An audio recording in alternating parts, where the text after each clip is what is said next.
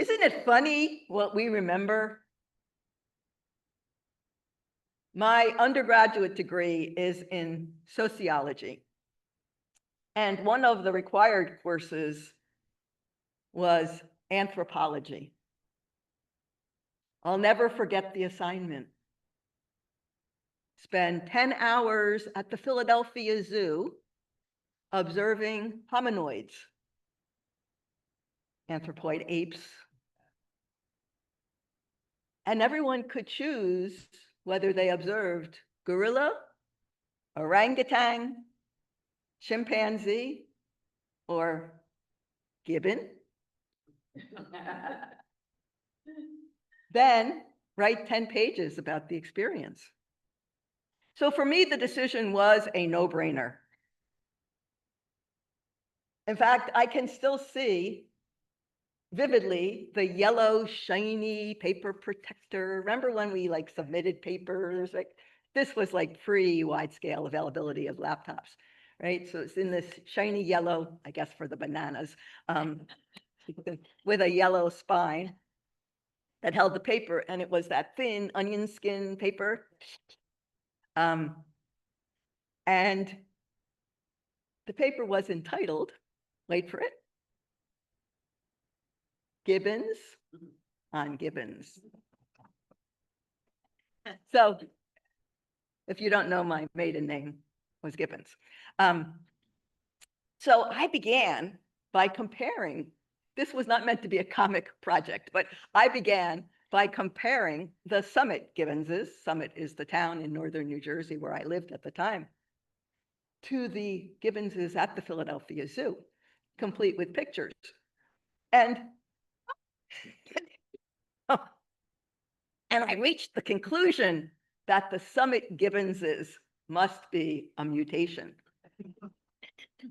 Because Gibbonses are known to have disproportionately long arms, says the woman who has to take up petite clothes, okay?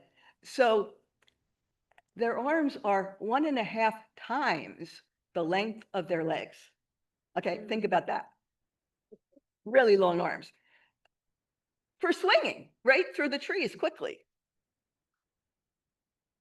So prior to my close encounter with a baboon 5 months ago in South Africa, that experience in the 70s was the closest that I had been to a primate in my life.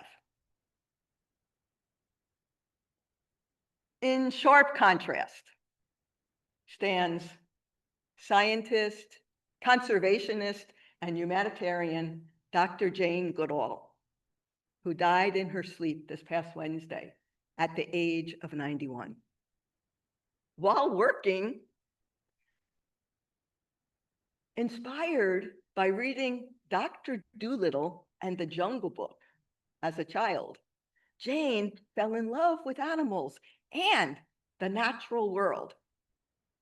She describes feeling a spiritual power and a spark of divine energy in all living things, including animals and trees.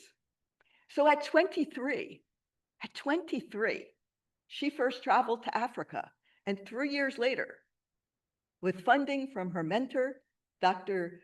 Louis Leakey, Jane, companioned by her mom and a cook, entered Gombe National Park and Tanzania, however you want to say it, to study wild chimpanzees in their native habitat.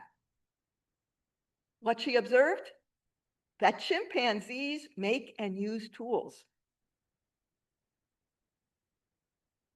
hunt and eat meat, wage war,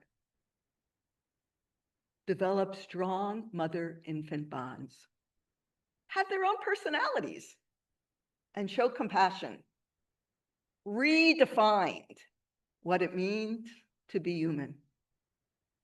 Right? In the 60s, the belief was that those traits were what separated humans from animals. With patience as her compass and compassion as her creed. She listened to the whispers of the chimpanzees and taught humanity to hear. What many of us might not realize is that Dr. Jane Goodall also seeded a global humanitarian movement. It's called Roots and Shoots, that remains active in 75 countries, even in spite of some funding being reduced.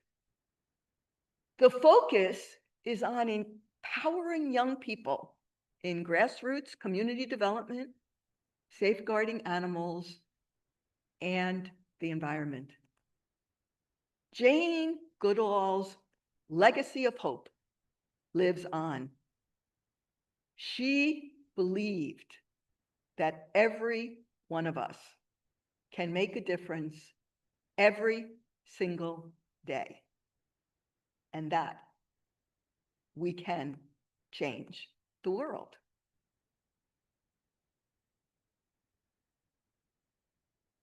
Do we hear echoes of that message of hope in our readings? In today's gospel, the kingdom or reign of God is compared to a mustard seed that grows in a dense bush. Anyone curious why we say kingdom rather than kingdom?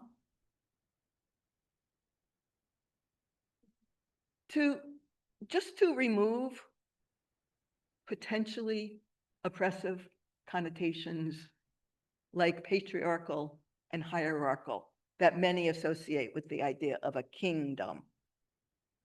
Instead of emphasizing the communal and egalitarian nature of Christ's power, especially because it's in us.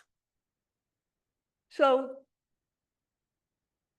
I know it's small, mustard seeds are small, so I've attempted to bring a mustard seed with me, but it's so small, now it's on the keyboard. All right, so this is it, it's in my hands, right? Like 1/10 of an inch. They're baby seeds. Theoretically, I could do this at home with no problem. It's not gonna work, but anyway, it's here in my hand, very small.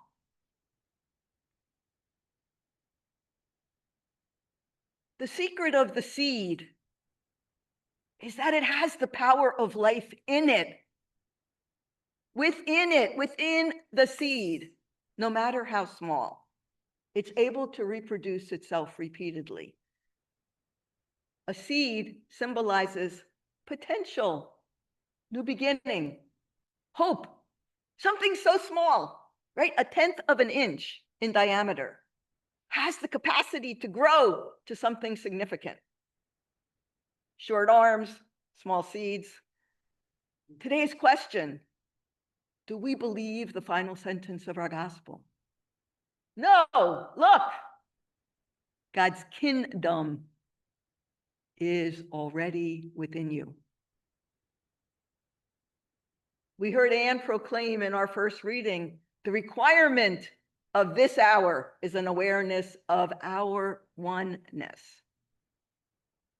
openness to a new story that will surface when we come together and speak from our hearts, a willingness to see ourselves as co-creators, all of us, and we're co-creators of this world we are immersed in. We get to shape it. This is what we do to counter evil. We enact its opposite as creatively and vigorously as we can.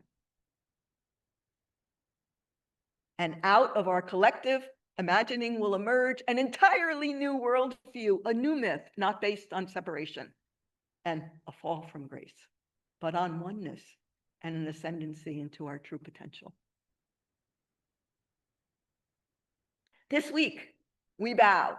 We bow to Francis of Assisi and Jane Goodall for all they have done to facilitate our awareness of our oneness with everyone and everything.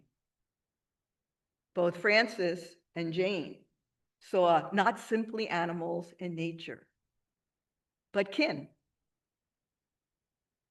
They recognized, as Richard Rohr said today in his reflection, the reign of God is a worldview of abundance.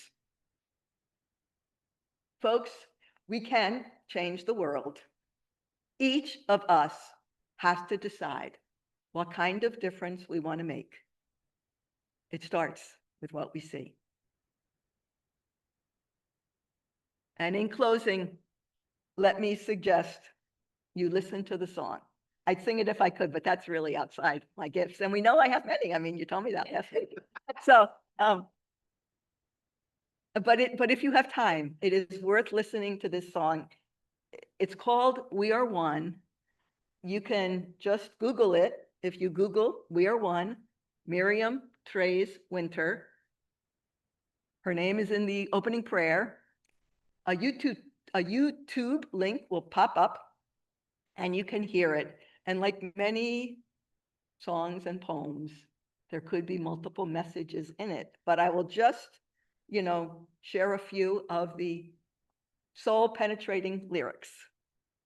I am in you, are in me, we are one. Not I am in you, you are in me. It is I am in you, are in me, we are one. Being is what we become when doing is done, now and forever. Love everyone.